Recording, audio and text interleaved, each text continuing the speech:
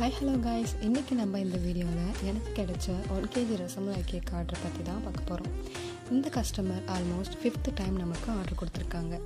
இந்த கேக்கை நான் எப்படி செஞ்சேன்னு வாங்க பார்க்கலாம். ஃபஸ்ட்டு இதுக்கு தேவையான பேட்டரை ரெடி பண்ணி எடுத்துக்கிட்டேன். அதுக்கப்புறம் அது 2 டின்லையாக தனித்தனியாக பிரித்து பேக் பண்ணி எடுத்துட்டேன்.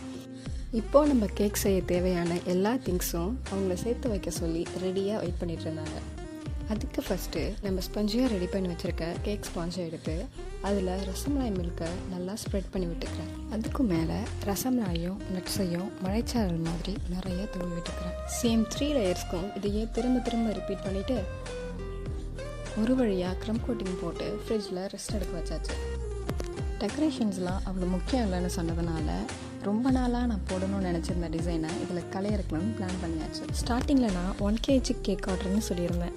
ஆனால் 1000+ பேக்கரி ஹோம் பேக்கர்ஸும் இருந்தாலும் நம்மளை ரெஸ்பெக்ட் பண்ணி கேக் ஆர்டர் கொடுத்ததால 1/2 kg எக்ஸ்ட்ராவே செஞ்சு கொடுத்துருந்தோம். மொத்தத்தில் நாங்களும் ஹாப்பி, கஸ்டமர் ரொம்ப ஹாப்பி.